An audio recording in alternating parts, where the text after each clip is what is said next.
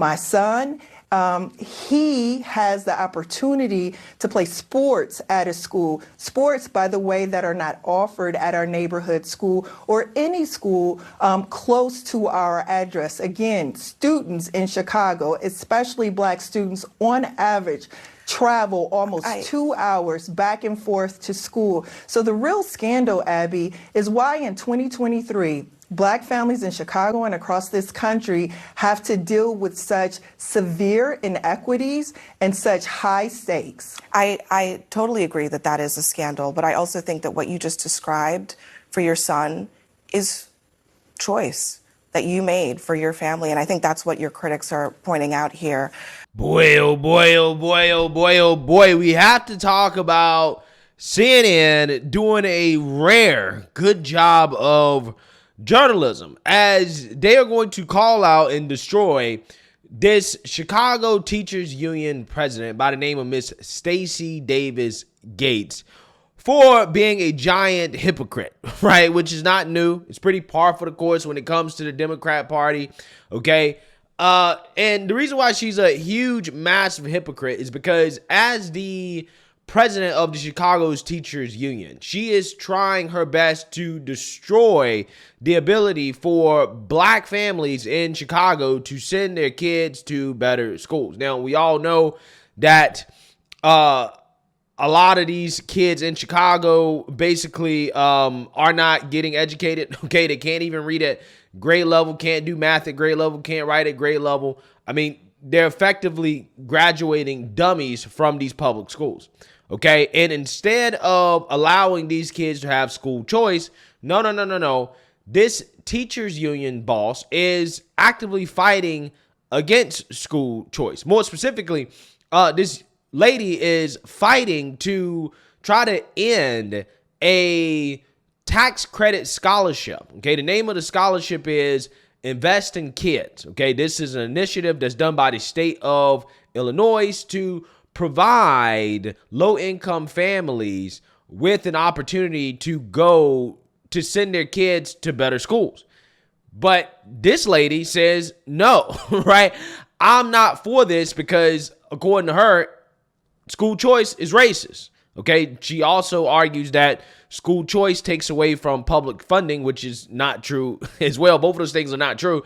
But again, despite calling school choice racist, she herself sends her own son to a private Catholic school that allegedly costs about $16,000 a year, right? I wonder why, okay? Because she knows in her head that private schools probably have a better chance of educating her child, or her child has a better chance of giving a quality education than going to these failing public schools. So CNN's Abby Phillip is going to confront this teachers union boss on the hypocrisy, and this is absolutely beautiful. So let's get into it. Tonight, the head of the Chicago Teachers Union is facing intense backlash after it was revealed that her eldest son is enrolled in a private Catholic school. Now, the reason that this is at all controversial for some people is because Stacy Davis Gates has championed the city's public school system while consistently voicing strong opposition to private education. Now, last year, she underscored her position on the issue, saying, quote, "I can't advocate on behalf of public education without it taking root in my own household." And joining me now is Stacy Davis Gates. Stacy, thank you for being here. We wanted to have you on so you could help explain what happened here. You've likened in the past private schools of today to, quote, segregation academies of the Jim Crow South. Why then send your child to a private school after speaking out so publicly against them? Yeah, so before we get in her answer, I want to read this, okay? I want to read this before she answers because I want you guys to understand exactly what she said. Segregation academies, called them private schools supported by taxpayer funds, vouchers, so your northern cousins understand better, okay? So this is what she's saying.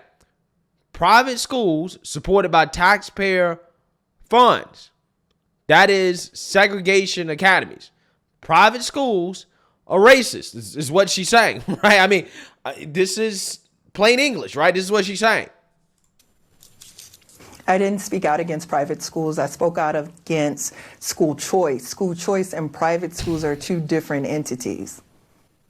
Yeah, but you literally said in the tweet that sending kids to private schools with public funds is racist. Okay, you said they were segregation academies.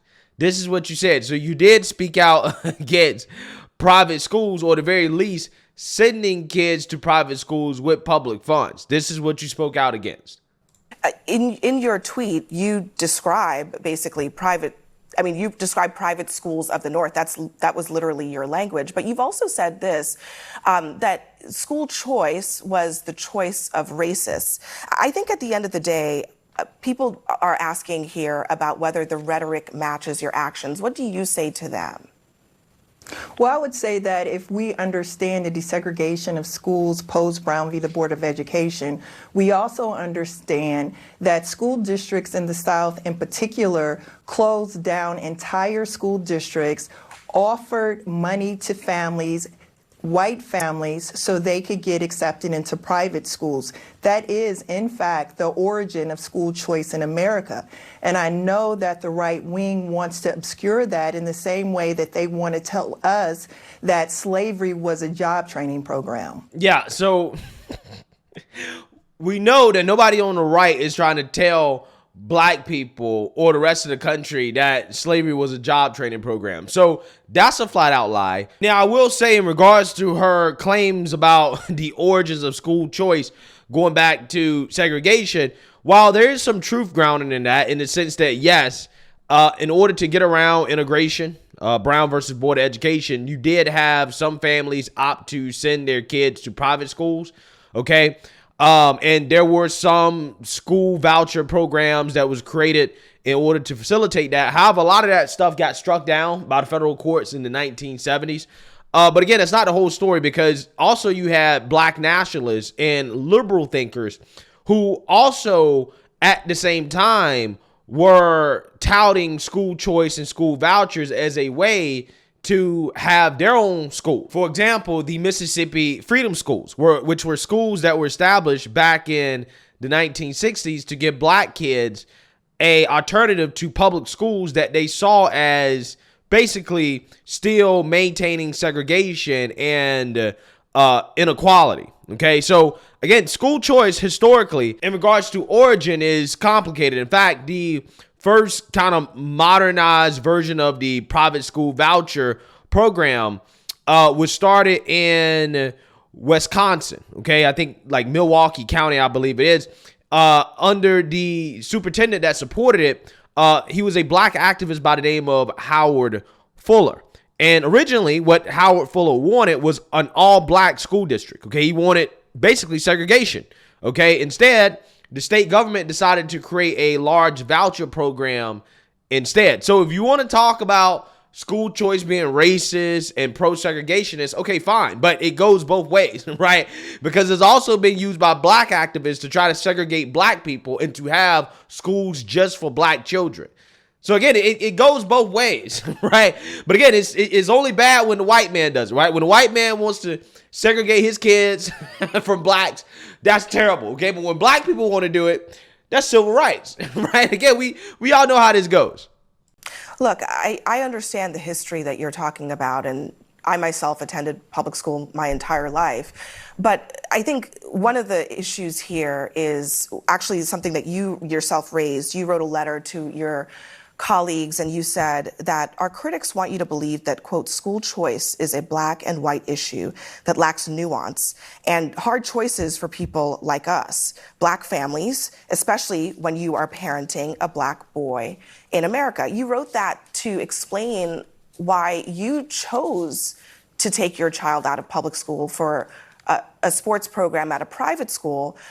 The question I think your critics are asking is, why not afford that nuance to the families who might live in the south side of Chicago and in other major cities, and they want the same choice that you were able to afford to give to your child?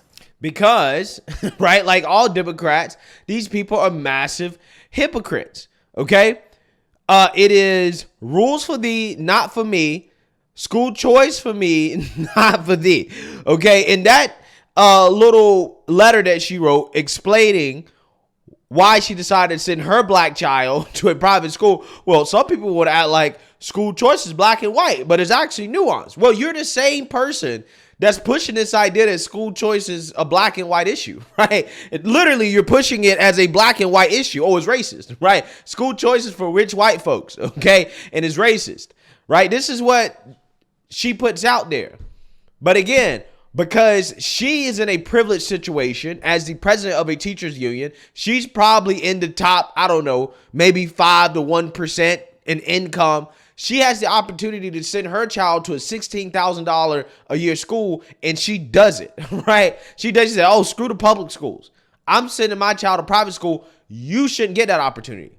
Even though it is cheaper for the state to send kids to private school through school vouchers, right? They're going to spend less money, okay? They spend less money. And it's just better. The child is probably more likely to get a better education. But she doesn't really care about that. Not for you, only for her, right? Because she still got to get paid. She got to collect some of that government money that teachers unions continue to beg for in response to the failing school systems that continue to suck up more and more and more money. So a couple of things. Number one, I have 3 children, and all 3 children have attended public school, and my youngest 2 are still public school students. Don't matter, right? Don't matter. At $16,000 a pop, right? I would imagine it's probably hard to send all 3 of them at the same time, but I guarantee you if you could afford it, you probably would, right? You probably would.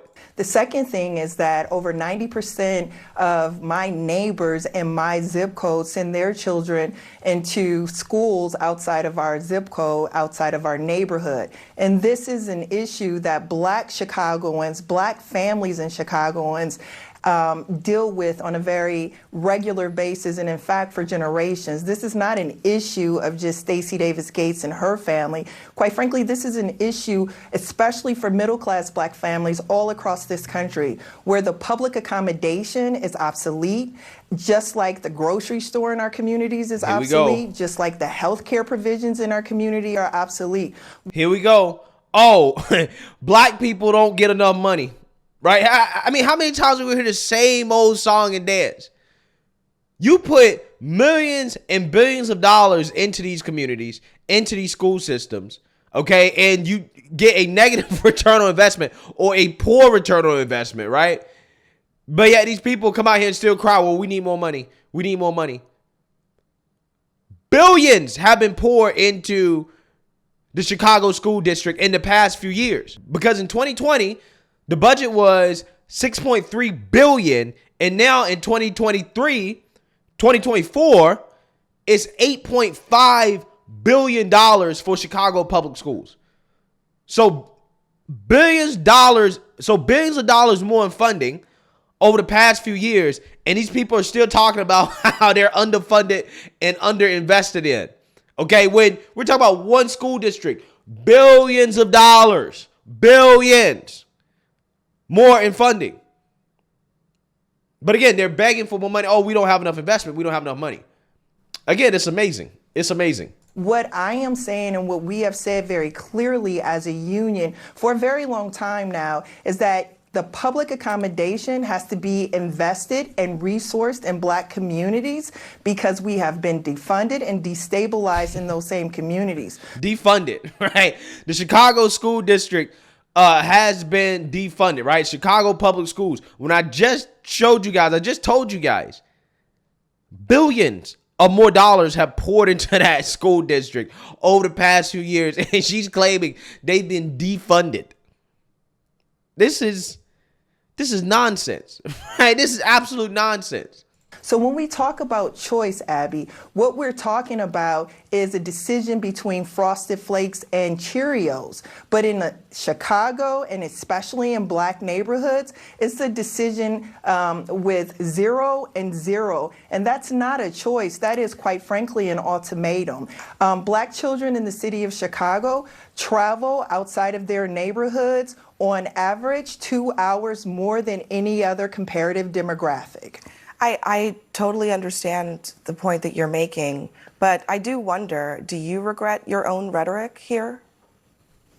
Regret rhetoric? What I have said are facts. Again, I'm a history teacher. I think before, that hold on the for rhetoric a second, that Abby. well, let me explain So if what she said was a fact, right? That means you're a racist, right? You sent your kid to a racist school, right? Because sending kids to private school is racist, right? That's racist. So you're a racist, right? You're a racist. My question. Let me just explain I understand quite clearly what I'm asking is that you're describing a very nuanced issue here. I understand that. I understand the history of, segregation in the school system, but at the same time, what I'm trying to ask you is, do you think that your rhetoric at some point went too far when you are making a choice, because perhaps I assume you can afford to do that a lot of Chicago parents don't because they can't afford it. And proponents of school choice say the state should have a role in helping those families who can't afford it make the same choice that you did for your family. So a couple of things, Abby. It is nuanced in Chicago. Like I've said, we have been destabilized and defunded in our Black communities. When people speak of choice, they are speaking of two different things that are of comparative nature.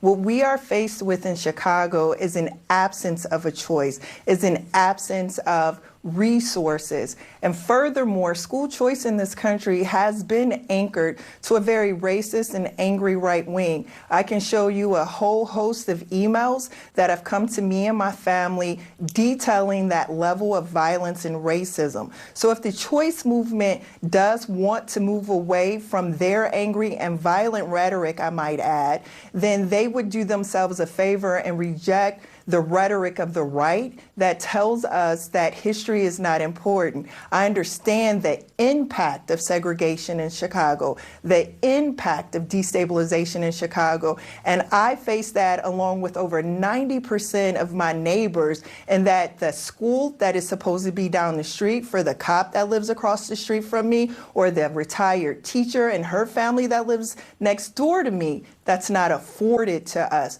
So when we talk about rhetoric, we also have to talk about the historical record, and the historical record is very clear. The school choice movement was a cudgel for integration in this country. That is a fact. Number two, the destabilization of Black spaces throughout this country has been reprehensible, and it is most acutely felt with families who want to send their children to public schools. As I've said before, my children do attend public schools. My son, he has the opportunity to play sports at a school. Sports, by the way, that are not offered at our neighborhood school or any school close to our address. Again, students in Chicago, especially Black students, on average, travel almost 2 hours back and forth to school. So the real scandal, Abby, is why in 2023, Black families in Chicago and across this country have to deal with such severe inequities and such high stakes. Because of people like you, right? Because of people like you. People that are running these teachers' unions, that are essentially fighting against school choice and giving them the same choice that you gave your son, your kids, to go to a better school for better opportunities. You're literally in the way. You're blocking Black families from being able to do exactly what you're doing. The things that you claim that you're advocating for, that you're fighting for, you are blocking them by saying that, oh, well, school choice is historically racist. Right? School choice racist. Therefore, I don't support it. Right? I don't support it. Again, this is the classic, well, people I disagree with politically support it, so therefore I can't support it.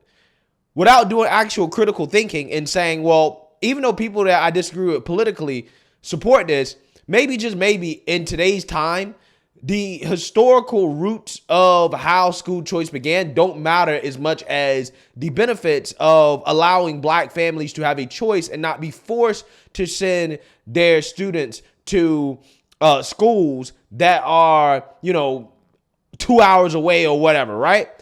Or that don't have a soccer program. Maybe, just maybe, again, through a voucher program where parents have a choice, these kids are going to have better opportunities. You're going to have more equality.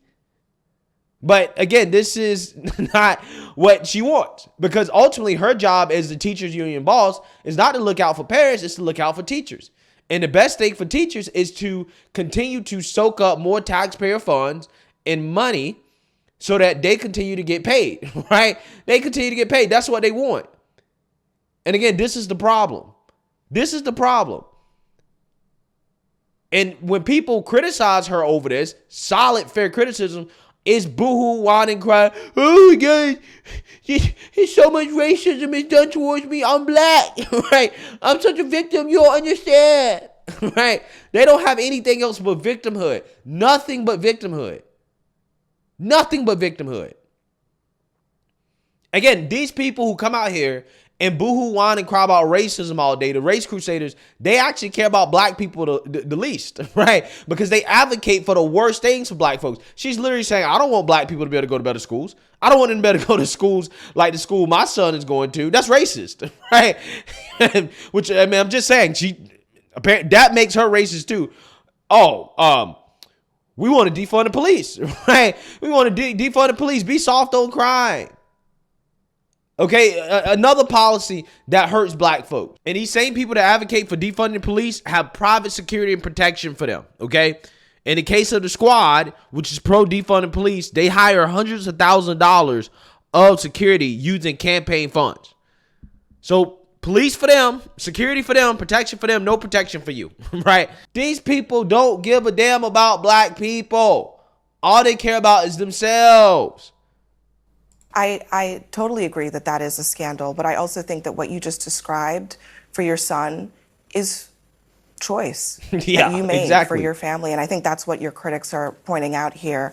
But Stacy Davis Gates, I do appreciate you coming on here tonight. And I also want to just say that I'm sorry that your family has experienced threats as a result of all this. I don't believe that. This is a discussion. If she experienced threats, it's from the black families that she's keeping for being able to send their kids to good schools, right? Those are the people that's threatening her. Let's keep it 100. About policy choices, and I hope that people on both sides of this issue can deal with it in a really civil manner. I appreciate your time tonight. Thank you. Thank you, Abby. Yeah, just a giant hypocrite. Anyways, what else is new? Let me know what you guys think. Make sure you like, comment, and subscribe. Most importantly, share a black conservative perspective. Peace.